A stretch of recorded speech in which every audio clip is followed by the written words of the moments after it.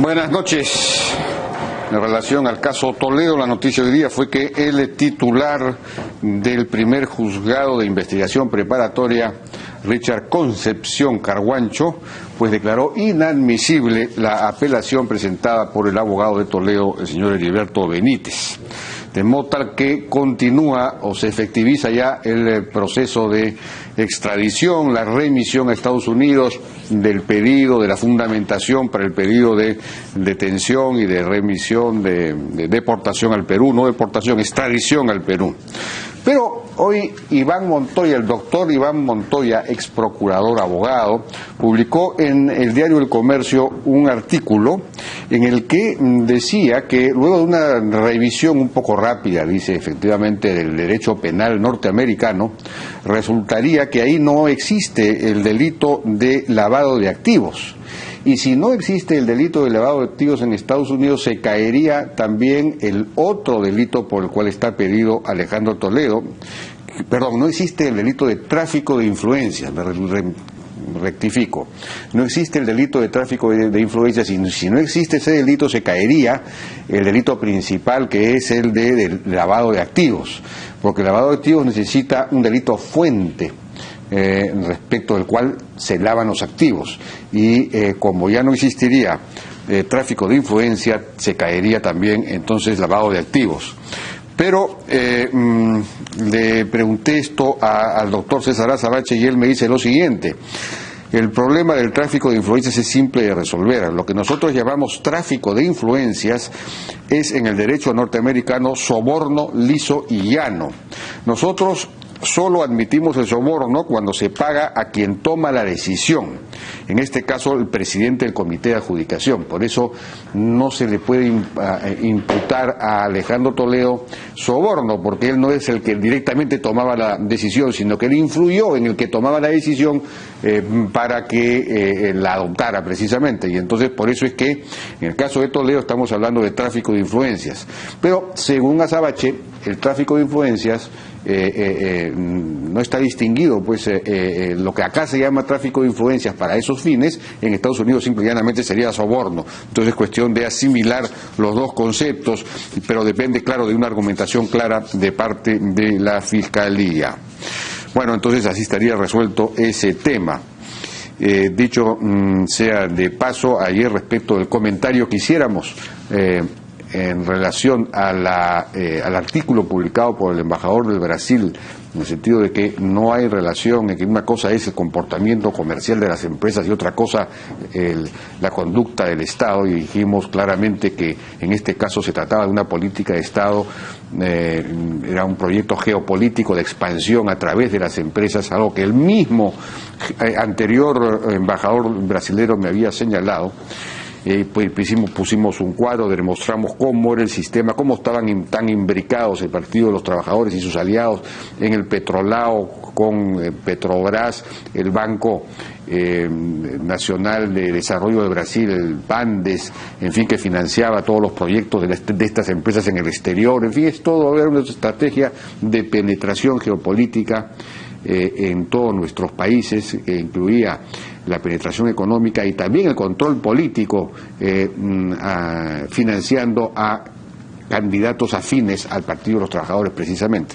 Bueno, nosotros solicitamos, lo que no dije ayer es que yo por lo menos solicité en una columna que el Perú enviara una nota de protesta a Brasil por eso, por los daños incalculables que esta política nos ha producido, no solamente en términos ahora de caída o de menor crecimiento, sino el golpe moral y a la autoestima nacional que hemos recibido realmente por este asunto. ¿Dónde está la nota de protesta que debería enviar nuestra Cancillería al Brasil? Bueno, ayer entrevistamos a Alonso Segura, hizo algunas afirmaciones, y entonces he recibido dos cartas hoy día de rectificación. Una de Gonzalo Ferraro, representante del consorcio Javier Prado, porque ahí dijo Alonso Segura que el MEF había parado ese proyecto porque pedía la garantía de la municipalidad, pedía, en fin, una serie de cosas, se iba a eliminar la vía libre, etcétera. Entonces me dice lo siguiente: En su programa del día de ayer, el exministro de Economía, Alonso Segura, dijo que el proyecto de Vía Expresa Javier Prado La Marina, Fawcett, había sido observado por su despacho, mencionando algunos argumentos que creemos necesario aclarar. El proyecto de contrato enviado por la municipalidad fue observado por el MEF con carta del 10 de mayo del 2016. El estudio de demanda, dijo, Segura había dicho que no había estudio de demanda. El estudio de demanda fue actualizado en el año 2015 por la empresa Steer Davis Gleave, especialista de orden mundial en estas materias, o sea que sí había estudio de demanda. El contrato no considera un ingreso mínimo garantizado, o sea que lo que dijo Segura no era verdad. No hay tal garantía de la municipalidad, ni hay ingreso mínimo garantizado por parte de la municipalidad.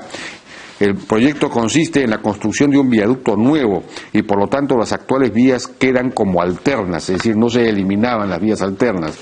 El peaje se pagaba por kilómetros recorridos mediante sistemas electrónicos, es decir, no había un peaje de 20 soles, eso dependía de cuánto uno había transcurrido, cuánto había avanzado en el túnel famoso. El proyecto será totalmente autofinanciado, es decir, totalmente autofinanciado significa que no hay garantía de la municipalidad, es decir, esta carta desmiente las cosas que dijo, los argumentos por los cuales el ministro Segura dijo que el MEF había, rechazado este proyecto.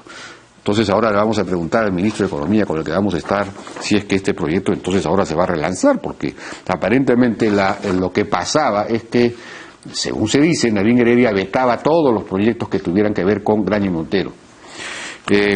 Luego hemos recibido una carta, un mail de Javier Illescas, quien era director ejecutivo de Proinversión precisamente, y esto en relación a lo que le planteamos, la información que habíamos tenido, que le planteamos ayer a Alonso Segura, en el sentido de que él había intervenido en una reunión del Comité de Proinversión cuando se discutía lo del gasoducto, cuando se discutía si retirar o no al postor que competía con el que ganó, tratando Segura de convencerlos de que efectivamente retirasen a ese postor que competía. El directorio no estaba de acuerdo y entonces Alonso Segura habría llevado la discusión al ministro Castilla y finalmente se aprobó el tema. Esto sería, era la versión por indicación precisamente de Nadine Heredia. Dice: molesto su atención con relación a comentarios inexactos que hizo ayer Alonso Segura en su programa de la hora N respecto a mi renuncia como director ejecutivo de Proinversión, porque dijo Segura que en realidad, pues yo dije Javier Illescas, no dije Javier Illescas, pero el director ejecutivo renunció a raíz de ese asunto. Y él me dijo, no, ya había renunciado mucho antes, 6 meses antes.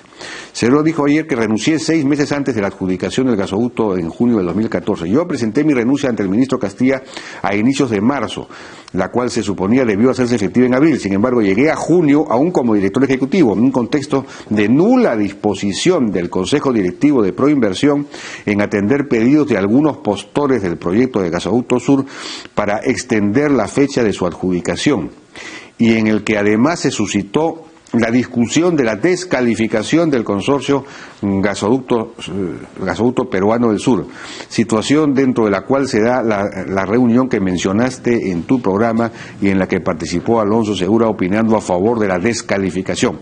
Participó Alonso Segura opinando a favor de la descalificación. Tratándose, en mi criterio, de un contexto en el que no se estaban haciendo los mejores esfuerzos para generar competencia en el concurso de un proyecto tan importante, es que presenté nuevamente mi renuncia irrevocable el 30 de junio del 2014, la cual se hizo efectiva recién a fines de julio. O sea que vuelvo a repetir, tratándose, en mi criterio, de un contexto en el que no se estaban haciendo los mejores esfuerzos para generar competencia en el concurso de un proyecto tan importante, el Gasoducto del Sur, es que presenté nuevamente mi renuncia irrevocable. O sea que estos asuntos son complicados, complicados. Bueno, nosotros estamos ahora con Alfredo Torne, ministro de Economía. Vamos a estar después con Martín Pérez, presidente de la CONFIEB. Ministro, buenas noches. ¿Qué tal? ¿Cómo estás, Jaime? ¿Cómo te va? Bueno, rápidamente, empalmando con este asunto de estos proyectos que fueron detenidos por el Ministerio de Economía, dicen algunos a instancias de Nadine Heredia o debido a las determinaciones de Nadine Heredia, en fin, el hecho es que, por lo visto sin mayores razones, el caso de este corredor de Javier Prado, que va hasta la Marina, Por ejemplo, también el proyecto de recaudo integrado, de recaudación integrada del metropolitano con el metro y todo, que permitiría formalizar toda la flota informal de microbuses, es decir, que también fue rechazado, fue anulado ese proyecto, y el MEF ni siquiera consideró la posibilidad de revisarlo cuando vio la posibilidad de que se actualizaran esos proyectos. ¿Estas cosas no podrían reactivarse ahora? Sí, pero por supuesto. O sea, hemos tenido conversaciones con la misma Graña Montero, y para nosotros nos parece que el proyecto de Javier Prado es un excelente proyecto. Y con respecto al recaudo, hemos tenido una reunión con la municipalidad en el contexto del GORE ejecutivo, con la número 2 de la municipalidad, con la teniente alcalde, y una de las cosas que le planteamos, que es una iniciativa que tendría que presentar el alcalde, es hacer lo que se llama una conversión de combis chatarras por una serie de buses tipo lo que tienen metropolitanos a gas, que cuiden el medio ambiente. Y lo que yo le dije es que podríamos buscar la fórmula en que COFIDE le dé financiamiento a las empresas transportistas para que cambien estas combi viejas, se puedan diseñar líneas, corredores donde estas nuevas unidades ya modernas puedan transitar. Y COFIDE lo que trataríamos de hacer desde el gobierno es darle ese financiamiento para que ellos puedan convertirse a mejores calidad. Y dentro de ese contexto, poner el recaudo me parece que es algo que sería sensacional, porque ahí ya uno no tendría que utilizar dinero, habría plena formalización. Y nos parece que son proyectos que efectivamente... ¿Y cuál fue la reacción de muy positiva, muy positiva? O sea, no hemos hablado con él. Había escuchado que la Municipalidad de Lima no le interesaba este proyecto. Este planteamiento con la ayuda de COFIDE, ellos lo han tomado bien. Ellos lo que me han dicho es, tuvimos la reunión, creo que fue la semana pasada, y ellos tienen que originar el proyecto. Entonces, la idea es que ellos van a plantear un proyecto, nosotros los ayudaríamos con el financiamiento de COFIDE, y la idea es realmente mejorar el sistema de transporte de la ciudad de Lima. Esa sería pues una cosa. No sé cuánto aumentaría el PBI el hecho de que Lima fuera competitiva, como se dice, es decir, que el transporte urbano, la movilidad, como se dice ahora, sea pues eficiente, que uno no tenga que perder tanto tiempo, etcétera, y todo lo demás. Jaime, desafortunadamente los economistas no calculamos como se dice, los costos de oportunidad, porque hay gente que gasta 5 horas en llegar a su trabajo. Ese efecto, ese costo, no está calculado como una pérdida dentro del PBI. Si lo fuese, pues de repente el PBI aumentaría de una manera importante. 10 millones y además, de habitantes, 10 millones. Más importante que aumente o que no aumente el PBI, generaríamos bienestar para toda la población y tendríamos grandes soluciones, y yo pienso que deberíamos derrumbar allá. Estamos en comparaciones, el lunes tenemos una comparación con el alcalde y el presidente, así que es algo que estamos en comparaciones con ellos continuas, y a mí me encantaría que salgan estos proyectos. O sea, ¿qué más quiere la ciudad de Lima? Que salgan estos grandes proyectos que nos ayuden con el tráfico de la ciudad, ¿no? Bueno, entonces, y hablando de proyectos, ¿qué vamos a hacer para reactivar la economía? Porque ayer el propio Alonso Segura señalaba que lo que ha pasado es que ha habido un sobreajuste.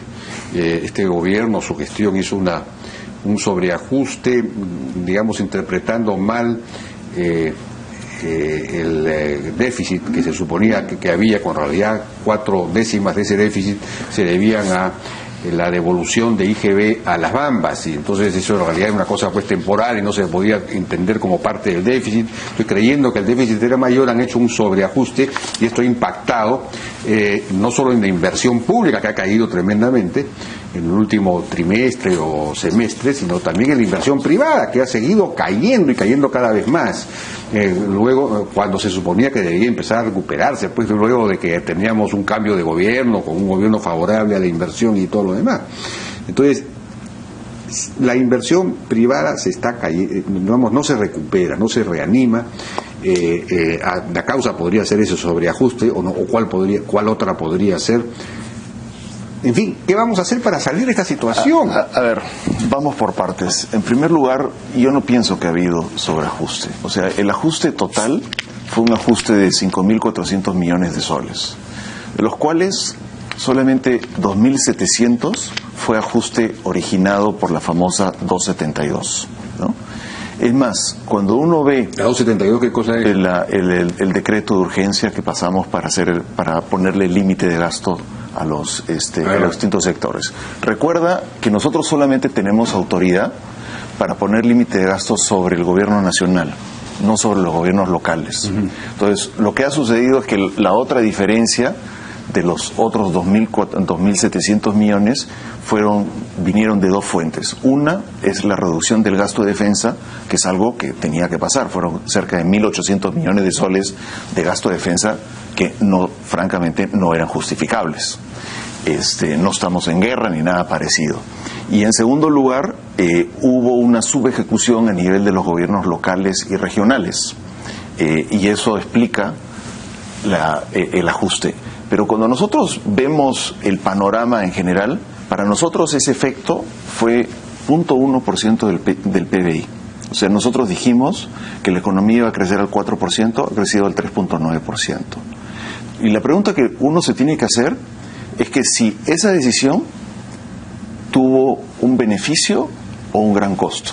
Yo personalmente lo sigo defendiendo, creo que fue un gran beneficio. Porque si hoy día yo me estuviese sentando aquí contigo y te dijese que el déficit fiscal fue de 3.8%, y por acá te puedo mostrar una lámina. Bueno, dice que en realidad 3.8% no hubiera sido nunca. O sea, todavía estaba de hecho en 3.4, creo, ¿no? En 3.5 llegó, pero la verdad es que el nivel de crecimiento del gasto corriente era simplemente insostenible. O sea, se había aumentado, y acá, si me ven la gráfica, este es el crecimiento del gasto corriente. O sea, empezaron ellos en 3.6 y llegamos a 15.8, y lo que nosotros hemos hecho es que ha sido el primer bajón del gasto corriente desde 2001. Y esto es muy importante desde el punto de vista de planeamiento presupuestal, porque lo que nosotros hemos hecho ahora es que le hemos dado la vuelta a la forma en que se hace el presupuesto. Si tú recuerdas, en varias oportunidades nosotros hemos dicho que hemos hecho un desembolso de continuidad por 3.900 millones de soles.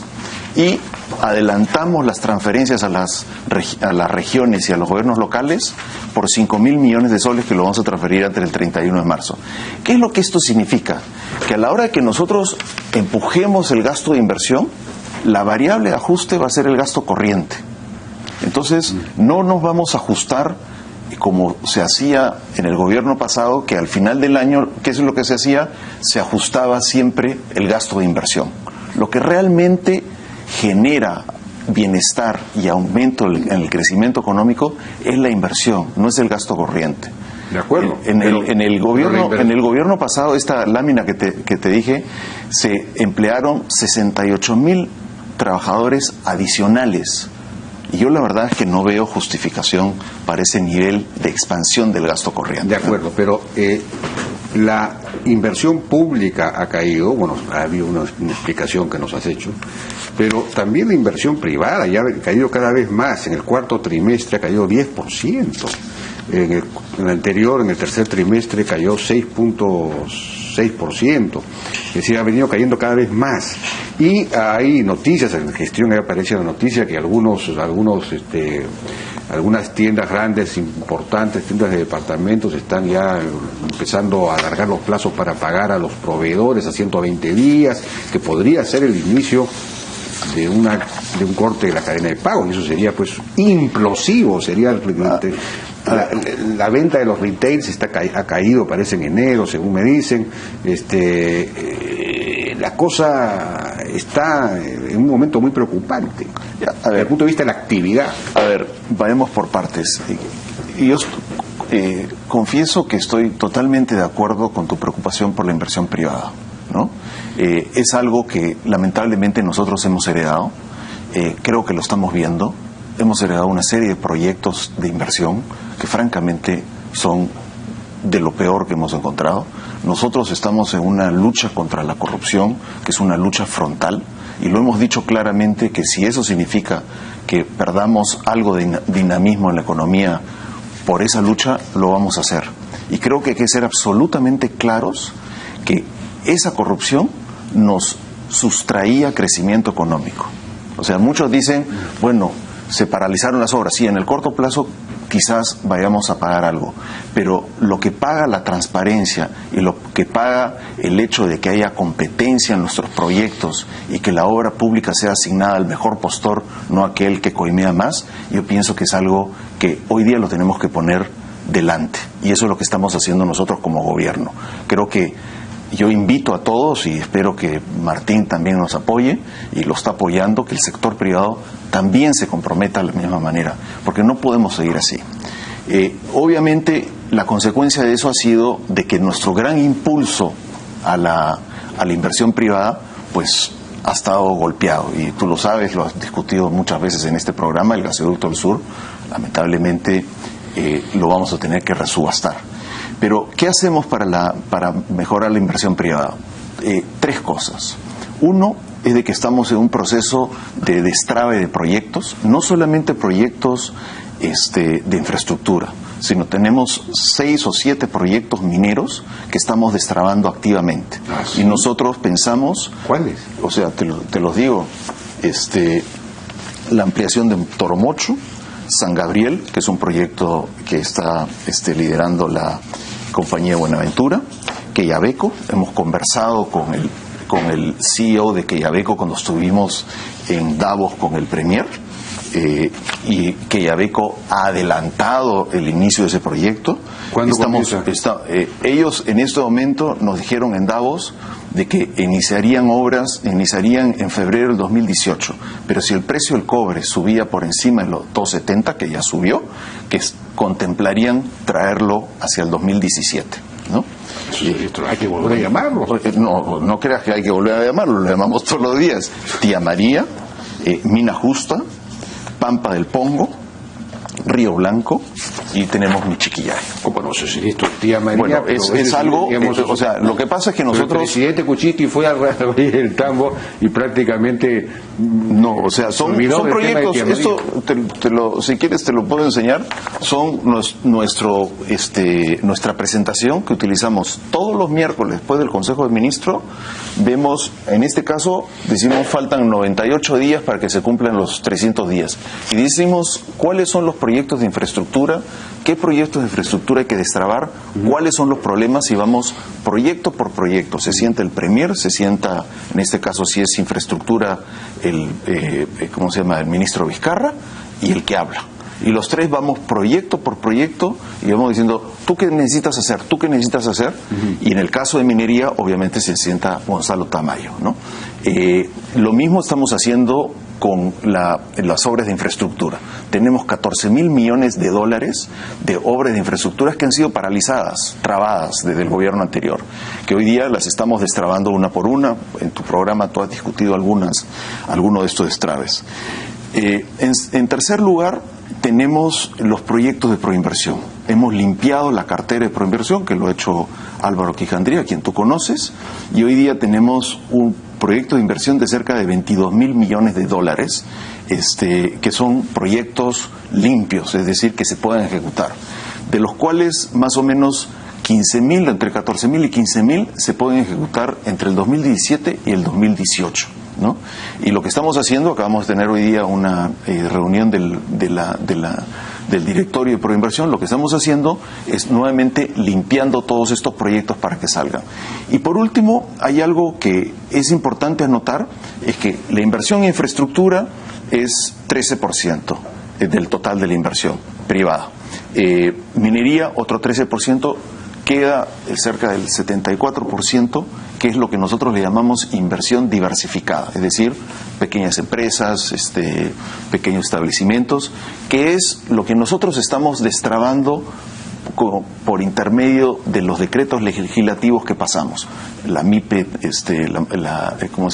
el régimen MIPE, una serie de iniciativas que nosotros hemos tomado. Y te cuento algo que yo creo que la gente no lo ve, pero creo que es importante. Por ejemplo, el banco de crédito tuvo una llamada de conferencia con sus clientes y lo que dijo fue algo que a nosotros nos anima mucho, y dijo que ellos esperaban que el crecimiento del crédito del banco iba a venir de la parte de retail, y dentro de retail iba a venir de mi banco, es decir, de la pequeña y mediana empresa, lo cual estamos viendo que finalmente los esfuerzos que estamos haciendo por formalizar los estamos viendo trasladados en acciones ya del sector privado. Ahora, también te tengo que decir que no es que nosotros en 4 meses podamos darle la vuelta a todo lo que se hizo mal durante muchos años. O sea, es algo que toma tiempo, pero yo estoy seguro que al final del año me voy a sentar aquí contigo y tú vas a ver los resultados. Ahora, ¿hay alguna clase de estímulo directo que habría que, digamos, alguna clase de inyección a la vena para reanimar un poco al paciente ante esta caída de la demanda interna, esta caída de la inversión privada? Algo que he visto, por ejemplo, que la inversión pública por primera vez ha crecido, claro, está creciendo respecto de un nivel muy bajo, ¿no? En enero. 14%. 14%. 14% y tenemos... Eso es interesante, pero sí, no sé si eso es, digamos, o aprovechar ahora que se requiere, que hay que hacer proyectos de recuperación luego del niño, o proyectos de... A ver, no sé qué se puede hacer. Te cuento 2 cosas que creo que son importantes. En primer lugar, nosotros hemos hecho un desembolso a las regiones por continuidad de 3.900 millones de soles, que lo hicimos en enero. Esto nunca se hacía en enero. Esto es casi 1.000 millones de dólares que va directamente a proyectos que ya hoy día están en operación. En segundo lugar, adelantamos la fecha de transferencias a las regiones a marzo. Antes del 31 de marzo vamos a transferir otros 5.000. La suma de estos dos es cerca de 1.8% del PBI. Pero algo que estamos haciendo de una manera muy disciplinada en todos los miércoles del Consejo de Ministros es que estamos viendo la ejecución de sector por sector, gobierno regional por gobierno regional, proyecto por proyecto. Y las revisamos cada una, y cada ministro, o sea, el MEF presenta el consolidado. Y en otros años el promedio de ejecución ha sido cerca del 65%. Nosotros queremos llevar eso a cerca del 80%. Si logramos llevarlo al 80%, la inversión pública crecería al 15%. ¿No? Si nos quedamos en el 77%, porque te des una idea, crecería la inversión pública en 5%. Esto lo estamos haciendo, tenemos una muy buena respuesta. Pero también estamos contemplando algo, o sea, vamos a hacer un anuncio la próxima semana, o sea, no quisiera darte muchos detalles. ¿Acerca de qué? Acerca de un impulso adicional ¿cómo se llama? A la economía, y que provendría de 3 fuentes. Una es un impulso adicional a la inversión pública de cerca de 2.000 millones. Después, un programa de vivienda muy agresivo, que podría llegar entre cerca de 5.000 millones en los siguientes 5 años. Y después, un programa de expansión crediticia. Estas 3 cosas las vamos a poner juntas y vamos a pegar un siguiente impulso para que la economía crezca más del 3.8 que hemos pronosticado, y esperemos que crezca por encima del 4%. De acuerdo, bueno, estos son mayores gastos. Ahora viene el problema de los ingresos. Resulta que en enero los ingresos del Tesoro han caído en 8%.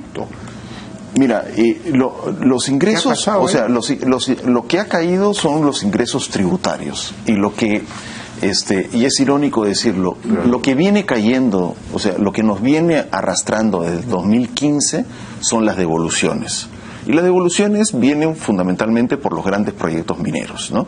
Recuerda que tenemos una devolución del IGB, y esto lo que significa es de que obviamente eso nos está quitando recaudación. Pero nosotros hemos tomado una serie de medidas dentro de los decretos legislativos que pensamos que nos va a dar un impulso. Recuerda que hay una amnistía tributaria, recuerda que también hemos subido el impuesto a la renta de las empresas.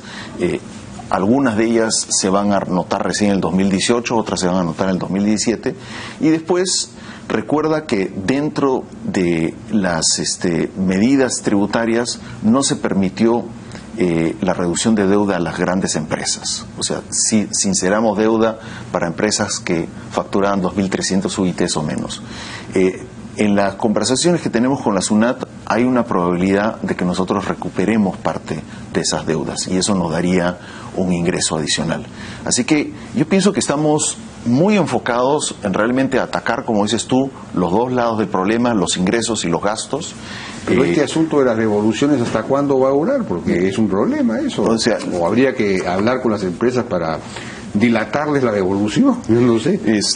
Bueno, es un tema legal, pero lo que sí estamos haciendo, lo que necesitamos hacer es que las empresas generen más ingresos, hacer que la economía rebote, o sea, no rebote, sino que se acelere, y de esa manera generar bienestar, generar utilidades y cobrar ingresos. Ahora, sería extraordinario lo que mencionabas antes, que realmente se activaran estos proyectos mineros, porque es increíble, ya lo he dicho varias veces en este programa, que estando en la situación que estamos y teniendo esos recursos que no los tiene casi ningún otro país, no los podamos poner en valor.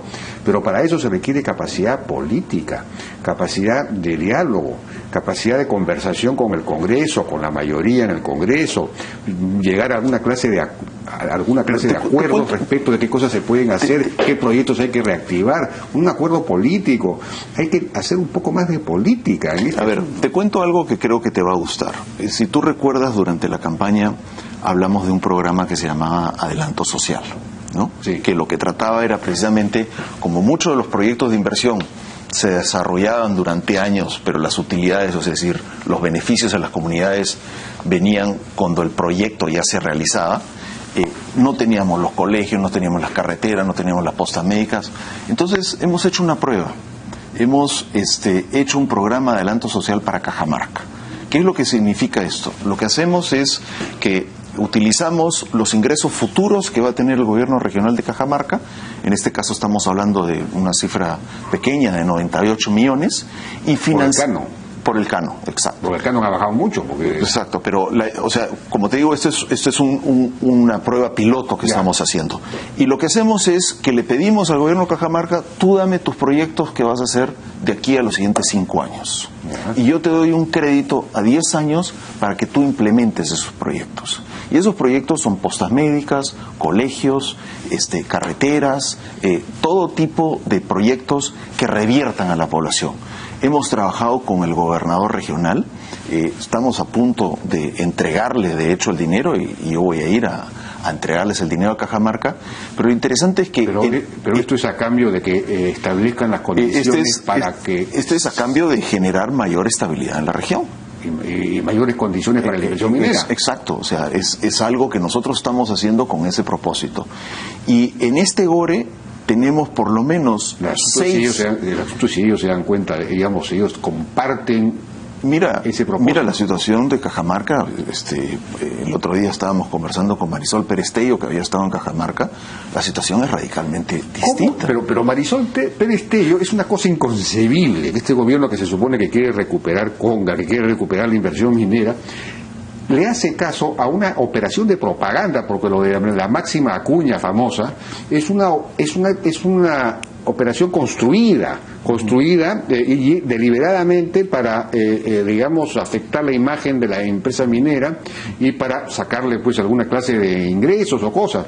Entonces, esa es una operación política y ella ha ido a darle al aval. ¿Cómo así vamos a fomentar la inversión minera? Por Dios, hay que alinear el gabinete. Yo prefiero que eso lo converses tú directamente con Marisol.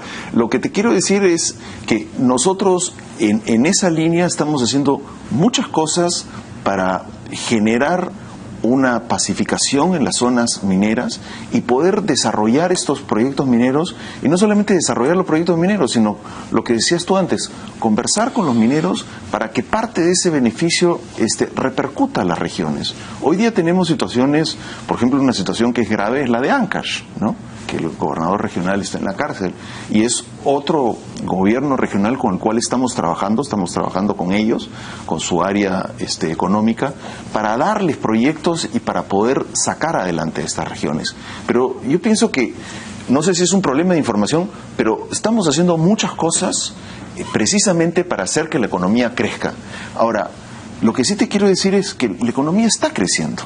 O sea, nosotros si nos comparamos al resto de la región de América Latina, o somos una de las economías que más crecemos. De acuerdo, pues, pero eso es por el efecto de las exportaciones mineras, pero digamos, la demanda interna, la inversión privada, todo eso está cayendo. Entonces, claro, se supone que ahora se va a recuperar, no lo sé. Pero qué interesante que me planteas eso, porque tomemos el caso del número de diciembre. En diciembre la economía creció en 3.25, más de lo que decían muchos analistas.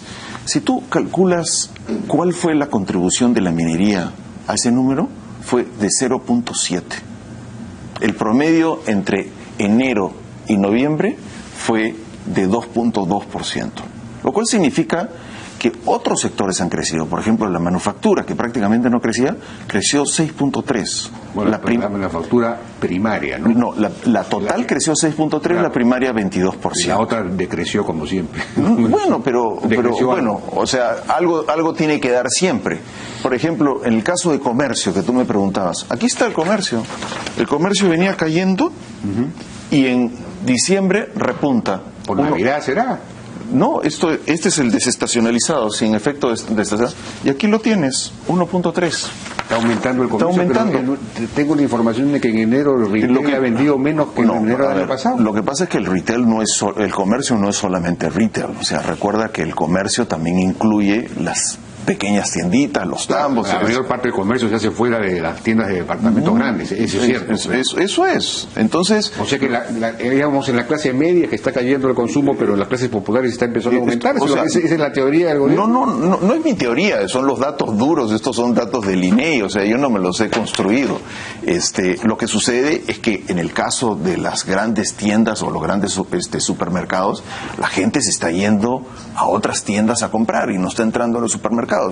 Puede ser un efecto de precio, etcétera. Yo la verdad es que no sé la respuesta, o sea, no soy un especialista en cómo se llama en supermercados, pero lo cierto es que lo que te quiero decir es que los componentes de la demanda interna están empezando a rebotar, ¿no?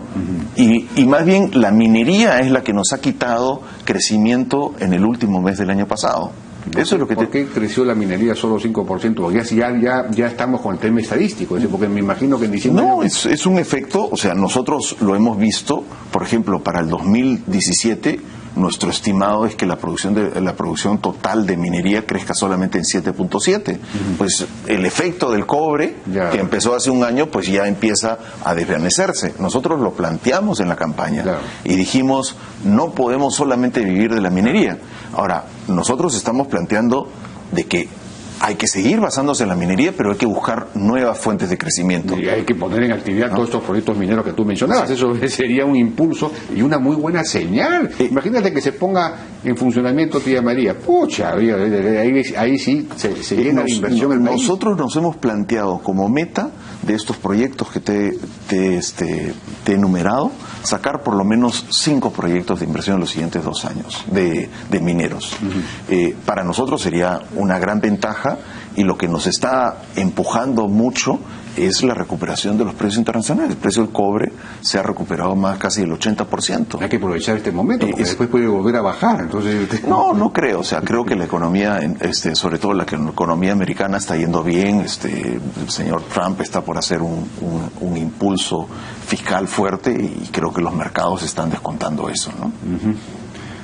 Bueno, pues vamos a ver, ojalá que efectivamente estas cosas, estos programas, estas ideas se concreten y logremos crecer este año. ¿Cuánto vamos a crecer? Pero por lo menos lo que he notado es que hay un cambio de tono, porque hace 2 o 3 semanas el tono del ministro Torne era, pucha, completamente resignado, vamos a crecer un punto menos, por el tema del gasoducto. Si te robo 2 minutos. Entonces, hay que decir lo contrario, oiga, esto nos está afectando, pero estamos sacando esto, y con todas estas medidas. Te robo 2 minutos más. Lo que nos decían que era imposible. Muchos de los proyectos que tiene Odebrecht, afortunadamente, han venido nuevos contratistas y están interesados en tomar esos proyectos.